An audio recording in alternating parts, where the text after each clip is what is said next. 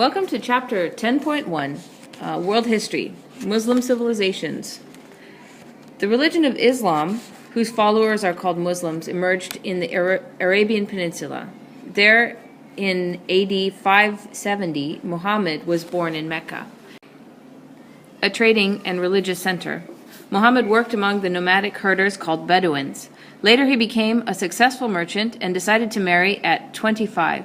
He was known for his honesty in business and his devotion to his family. Muhammad often meditated on the moral ills of the Meccan society, including their greed. According to the Muslim tradition, Muhammad became a prophet at age 40 when he was asked by the angel Gabriel to become God's messenger. When he began teaching, a few listened, but others opposed him with threats.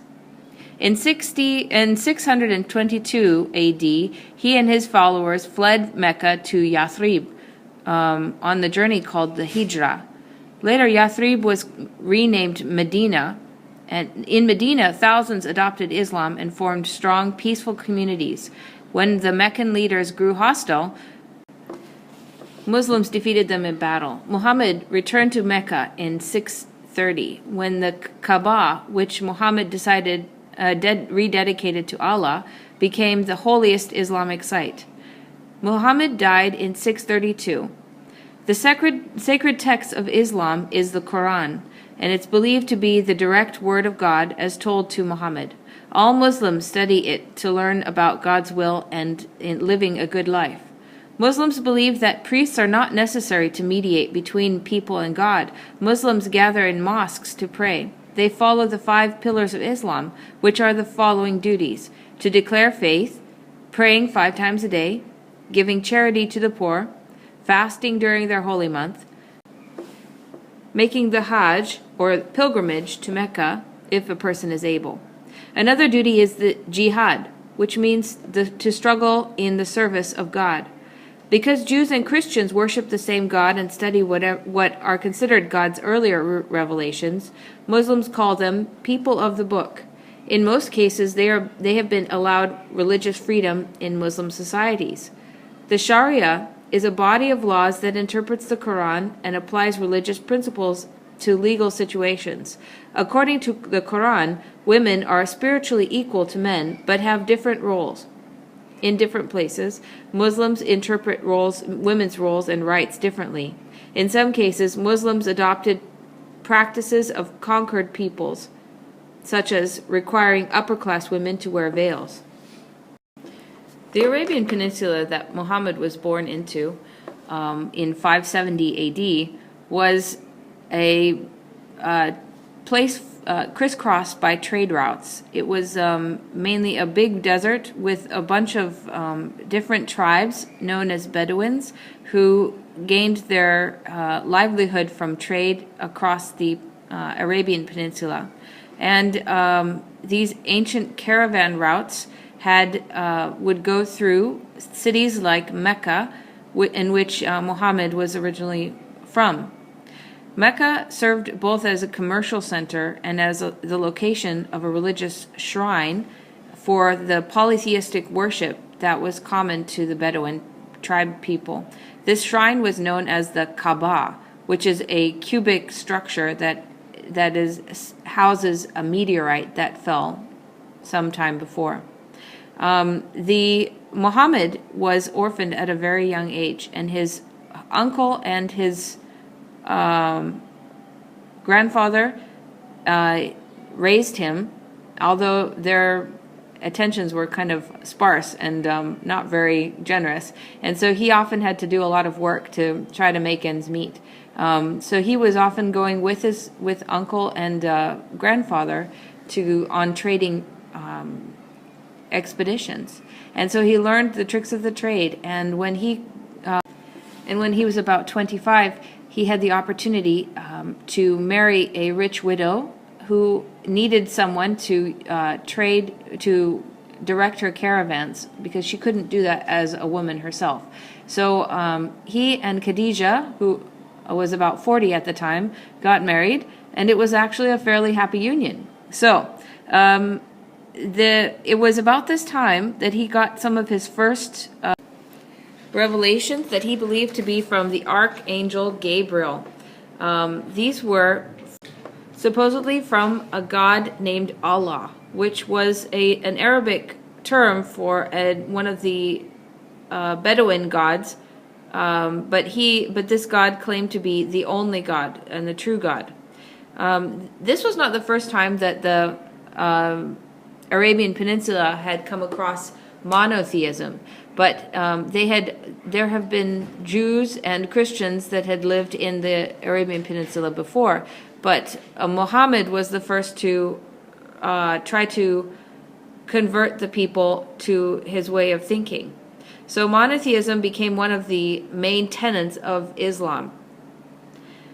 Muhammad fervently proclaimed that there was the existence of only one God, but this really angered the Meccan tradesmen because they made their money off of pilgrims who would come to Mecca to visit the Kaaba. So they tried to kill him, and he realized that his life was in danger in 622, and so he fled with some of his followers to the city about 200 miles north named Yathrib, which was later renamed Medina. Medina means city of the prophet. It was here that large numbers of people became his followers, and he later led some of these followers in an attack on Mecca to recapture that city for Islam.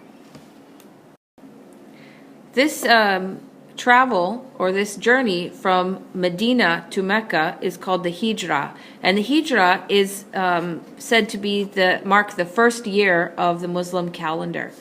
So this would be year 1 of the Muslim calendar. The people of Medina had already converted to Islam, and the people of Mecca soon followed. In 630, Muhammad conquered Mecca. And one of his first acts as conqueror was to take the Kaaba and clean it out of all the other idols that were surrounding the meteorite, and to make the Kaaba one of Islam's holy sites. He believed that this Kaaba was the site of Abraham's first temple to God. One of the first things that he stressed was that Islam is a monotheistic religion, that Allah is the only true God, and that belief in this only true God is essential for holiness or for a good religious person. The Muslims have a certain view of God. They believe that God is all-powerful and that he is compassionate, that people are responsible for their actions, and that they will be judged by God when they die. Muslims also believe that you do not need to have a priesthood between you and God, that you can go directly to God. And so in some ways, Islam has some similarities with Judaism and with Christianity. But in other ways, they are vastly different. Muslims do believe that Abraham, Moses, and Jesus were prophets, but they regard Muhammad as the last and greatest prophet. Muslims also believe that the Quran is the last word of God revealed to Muhammad. That the Bible and the Torah are also God's revelation, but that the Quran is the final revelation of God. The word Muslim actually means one who submits. And those who submit will follow the 5 pillars of Islam. The 5 pillars of Islam are faith, prayer, fasting, almsgiving, and the Hajj. For faith, a person must proclaim in the presence of a Muslim the following statement, quote, "There is no God but Allah, and Muhammad is his prophet." For prayer, Muslims must pray at least at 5 prescribed times every day. Each day they face the holy city of Mecca, and they also must wash ceremonially before they pray. For fasting, The faithful must fast from dawn until dusk during the holy days of the holy month of Ramadan. This month is the commemoration of the first revelation that Muhammad had from the angel Gabriel. And the Hajj, a believer must do at least once, where they make a pilgrimage to the Kaaba in the holy city of Mecca. If a person is too ill or too poor, they are released from this fifth pillar of Islam. All of these were recorded in a written document called the Quran, but the Quran was not compiled until many years after Muhammad's death. The Quran was created in 650, and it was also added to by a book called the Hadith, which is a book of sayings that Muhammad gave, and also another book of moral law called the Sharia. The Sharia is a moral law code that established political and moral law in areas that are ruled by Muslim rulers. Muslims are expected to read the Quran in Arabic, which is a unifying language for the Muslims. And from personal knowledge, I know that many Muslims will learn how to read Arabic, but may not necessarily know exactly what they are saying when they say the Arabic words out loud.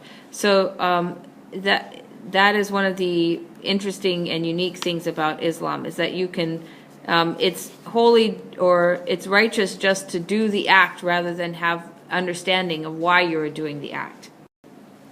The Quran instructs Muslims to respect Jews and Christians as people of the book, since they also believe in one God.